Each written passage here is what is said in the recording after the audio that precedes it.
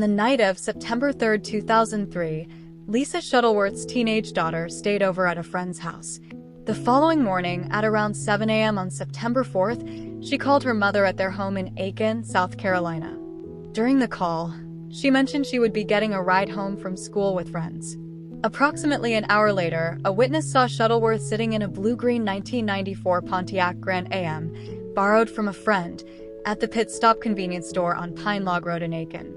The car was idling, and she appeared to be reading. At 10 a.m., Shuttleworth called the friend who had lent her the car and mentioned she was expecting a visitor. She was also supposed to pick up her son from his bus stop later that day, but never showed up.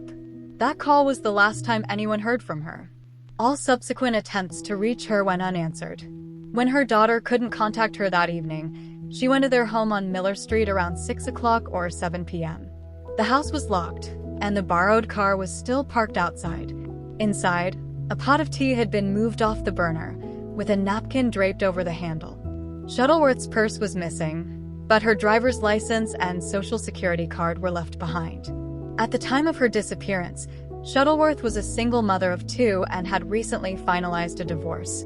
A graduate of Midland Valley High School, she had experience in bookkeeping and secretarial work, and her most recent job had been managing Jericho's, a private club on Belvedere Clearwater Road owned by a family member. She was unemployed when she vanished. Shuttleworth's parents believe she was abducted outside her home. Authorities also suspect foul play, as it was completely out of character for her to disappear without warning or abandon her children. Her children are adults now, and Lisa Shuttleworth has been missing for 22 years. Her case remains unsolved.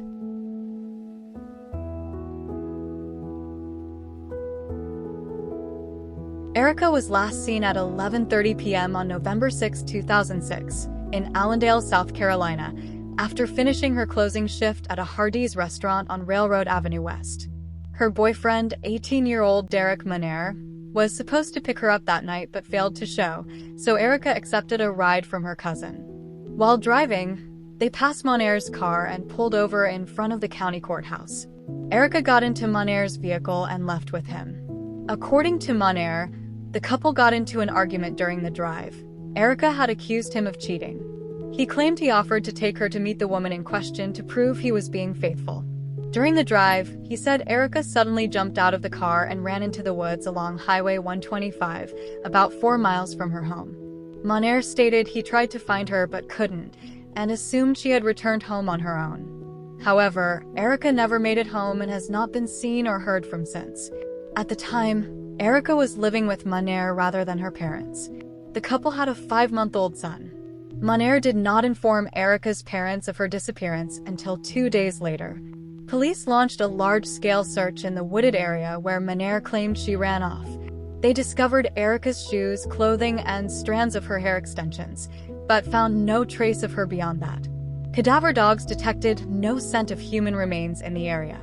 Authorities never believed Erica disappeared voluntarily.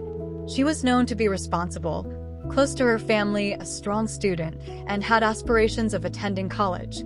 Her parents were adamant she would never have abandoned her child. Following her disappearance, forensic tests were conducted on Monaire's car. Investigators found Erica's blood, hair, and tissue underneath the vehicle, along with signs that someone had attempted to clean it. This evidence led police to believe Erica had been struck by the car. In April 2008, Derek Monaire was arrested and charged with Erica's murder. He had long been the prime suspect in the case. During his February 2009 trial, Monaire maintained his innocence, claiming he had no knowledge of what happened to Erica and that the biological evidence on his car came from a dog he had hit. Despite this, he was convicted of murder and sentenced to life in prison without the possibility of parole. Foul play is strongly suspected in Erica's disappearance, which remains unsolved 19 years later. Her body has never been found.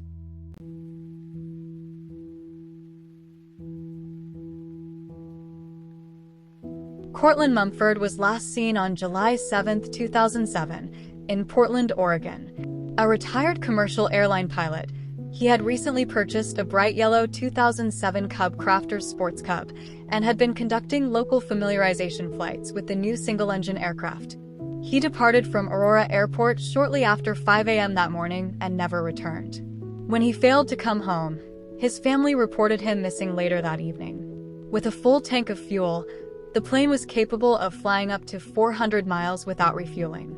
However, after Mumford's disappearance, there were no signals detected from the aircraft's emergency beacon or from his cell phone. Mumford was a highly experienced pilot with a 35-year career at TWA and American Airlines, logging approximately 27,000 hours of flight time.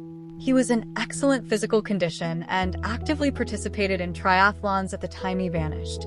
Despite an extensive search effort, neither Mumford nor his plane has ever been found. He is presumed deceased. In 2016, his beloved wife Janice passed away after battling ovarian cancer. After her husband's disappearance, she traveled to Machu Picchu, the Galapagos Islands, and Italy in her husband's honor.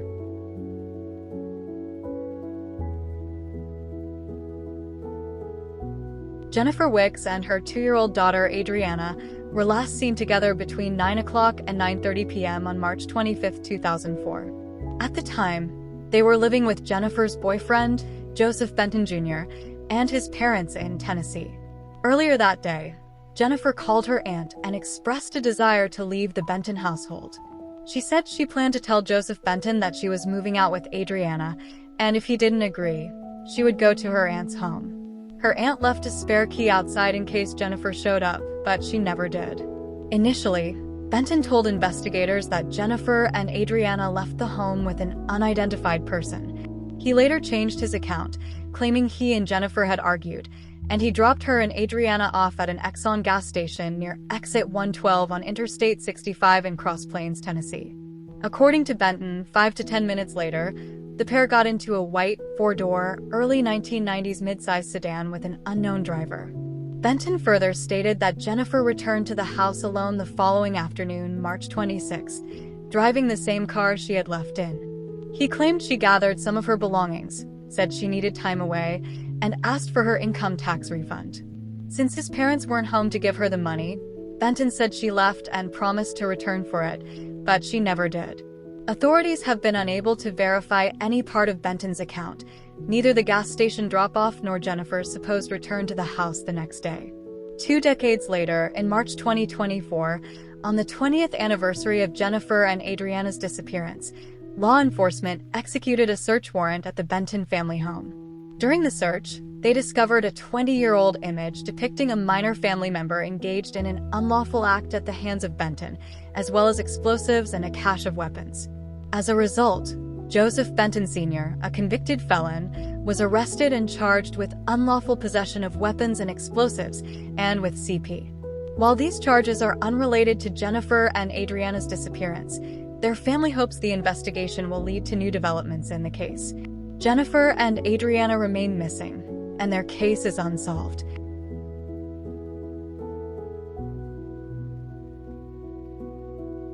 Susan Roop was last seen in Bentry, West Virginia, on the morning of February 12, 1979. She left a note at home for her 3 children, instructing them to go to a neighbor's house if she wasn't back by the time they returned from school. A neighbor later reported seeing Susan get into a blue vehicle, either a van or a truck with a camper shell, around 8:30 a.m. She has not been seen or heard from since. In the months leading up to her disappearance, Susan had faced several major challenges. She had recently won custody of her children and secured child support following a difficult divorce from her husband, Raymond Roop, after discovering he was having an affair with their teenage babysitter.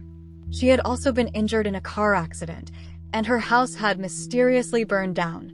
Despite these setbacks, Susan appeared to be turning a corner. She and her children had moved into a new apartment, and she was expecting a $3,000 payout from a property sale in March.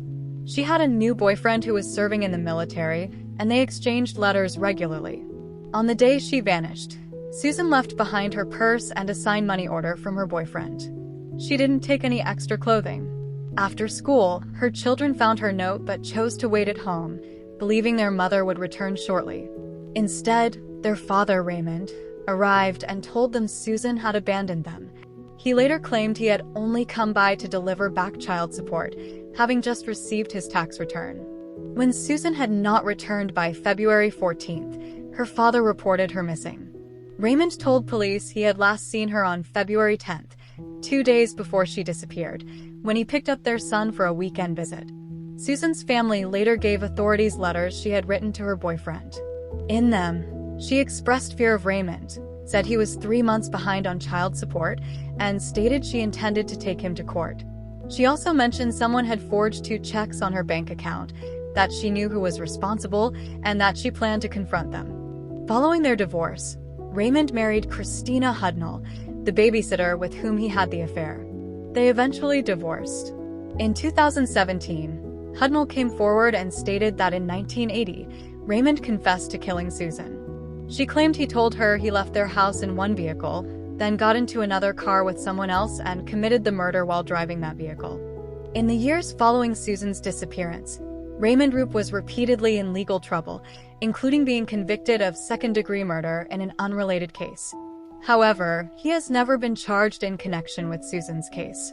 9 years after she vanished, her family had her declared legally dead. In 2016, human remains were discovered buried under a cliff near Kanawha Falls, West Virginia. Authorities initially hoped they might belong to Susan, but forensic testing revealed they came from 3 different individuals and were potentially centuries old.